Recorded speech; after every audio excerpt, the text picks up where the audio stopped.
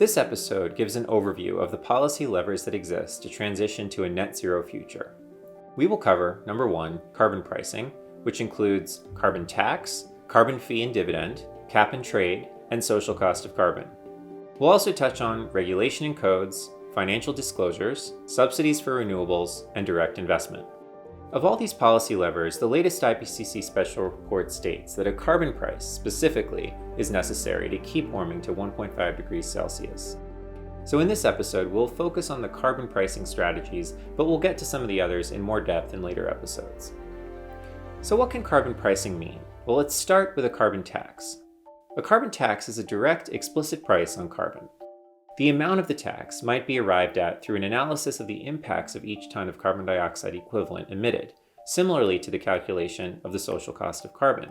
At the country level, a carbon tax could be implemented at the point of entry if imported, at the refinery for oil, at the compressor for natural gas, or at the mine for coal.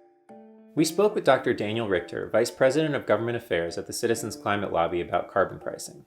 When you add up those choke points in the system, the coal mine, the natural gas processing plant, or the oil refinery, you can get down to about 2,000, 2,500 companies, places that would actually have to pay the fee or the tax. And guess what? They're already all paying some sort of fee or tax to the federal government. And so this is really the same employees that they already have on the fuels that they already understand the energy content. So it's a simple one additional calculation the same people can do to arrive at the carbon fee or carbon tax that is owed to the federal government. So a simple carbon tax of $50 per ton CO2 equivalent in the US could reduce emissions up to 47% by 2030 as compared to 2005 levels, if paired with a 2% increase in the tax year over year. But that is not enough to reach net zero emissions, so a higher tax rate or complementary policies would be necessary. Now, the downside of a carbon tax may be an unequal burden for lower income households who already struggle to pay their energy bills, or who might not have access to renewable energy. This can be remedied by including a dividend, which would disperse the revenue from the tax back to taxpayers. A carbon tax that is paired with a dividend is considered a carbon fee and dividend if all the tax revenue is returned to citizens. This is a direct explicit tax on carbon, 100% dividend that is returning all of the revenue from carbon fee to citizens, minus administrative costs, offsets the unequal distribution of costs that a carbon tax alone imposes.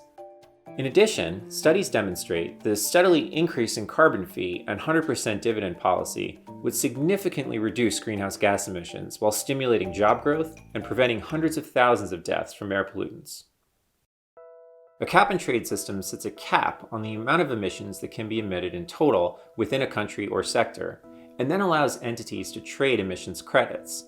Setting a cap implicitly raises the price of high greenhouse gas emission products. As you can see in this graphic, the EU cap and trade system, known as an emissions trading system or ETS, has resulted in an increasing price on carbon. The primary criticism of cap and trade is that often governments simply add more credits or allow companies to continue polluting as long as they pay the fine, which ultimately does not result in significant reductions in emissions. More than 40 countries have implemented some type of carbon price, with the first being implemented in Finland in 1990. This map shows the locations of global pricing policies implemented or scheduled to be implemented, which, combined, put a price on nearly 12 gigatons of CO2 equivalent in 2021, representing nearly 22% of global greenhouse gas emissions. Of those, 25 countries have implemented some type of carbon tax or fee and dividend, including the US's closest trading partners, Mexico and Canada. In Canada, the 2021 price is $40 per ton CO2e on fuel, rising to $50 in 2022, and in Mexico it's $10 to $50 per ton CO2 emitted by the fuel as compared to natural gas, which has zero carbon tax. 38 nations have implemented a cap and trade system, again including Canada and Mexico, as well as China and the European Union. The United States, by comparison, does not have a carbon fee, nor does it have a national emissions trading system. The rest of the world is already moving on this. For American businesses, they're going to have to be subject to carbon prices in our biggest trading partners in the near future. The EU, I mentioned, they have committed to including a carbon border adjustment mechanism that would be put in place January 1st of 2023. And so that means that this Congress that we're in right now, the 117th, this is the only Congress that has the opportunity to level the playing field for American businesses. The EU is the largest single market outside of the United States. So the largest foreign market available to the United States companies, they're going to have some sort of border adjustment mechanism. They're going to have to pay if they want to sell in the EU. A carbon fee and 100% dividend, including a similar border adjustment, has been introduced in the US Congress this session, but as of the production of this video has not come to a vote. The social cost of carbon, which we cover in another episode on Climate Now, is a policy tool used by governments to account for the true cost of carbon emissions when assessing the financial impact of a given piece of regulation, by putting a price on the pollution and warming impacts associated with the emissions that might be avoided by that regulation. The US federal government currently uses a social cost of carbon of $51 per ton CO2 equivalent in its decision making. Now, one challenge with carbon pricing schemes such as those we just described is that international carbon pricing encourages trade agreements between countries that have the infrastructure for cleaner production, leaving behind countries struggling to implement green infrastructure. Regulations and codes are requirements that governments can put on businesses in order to protect the public or keep an even playing field. The Clean Air Act, for example, is a US law which regulates air pollution, including carbon dioxide emissions, to protect public health and welfare. The Act applies emissions standards which must be met by car companies, factories, and oil and gas companies, or any major sources of pollution. A clean energy standard is another type of climate regulation, which requires electric utilities to purchase a certain amount of low carbon or clean power. Building codes are also an effective climate policy. For example, building codes that require new buildings to be built with more effective insulation and more efficient appliances reduce electricity and gas use while also saving money for residents. Financial disclosures.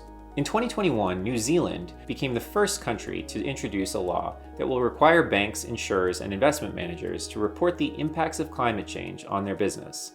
Doing so forces these businesses to recognize the impacts their decisions and actions are having on the climate. It also provides information to the clients of those businesses or investors in them about the very real risks that climate change poses to their business models.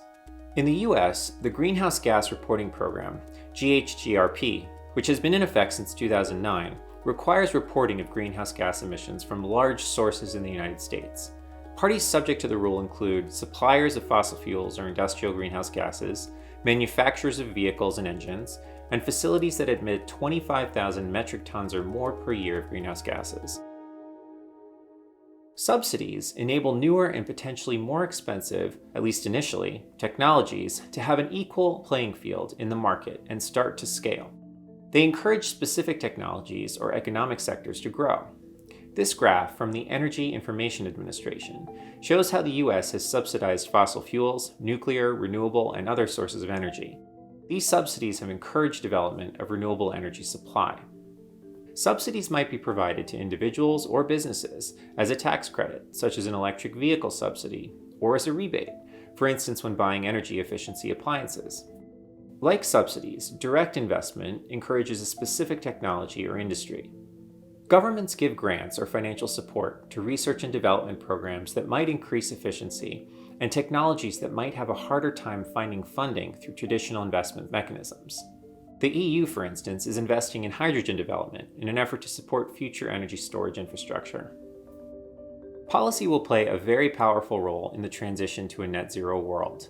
Markets alone, which have no way to account for the true cost to society of greenhouse gas emissions, will not be sufficient. Although some might argue that climate policy will slow economic growth, this has not been proven to be true in practice, and major businesses are now pushing for strong policy action. In the US, on April 13th, 310 US businesses, including many of the largest businesses, including Google, McDonald's, IKEA, US Apple, Microsoft, Nike, among others, signed a letter to President Biden urging climate action.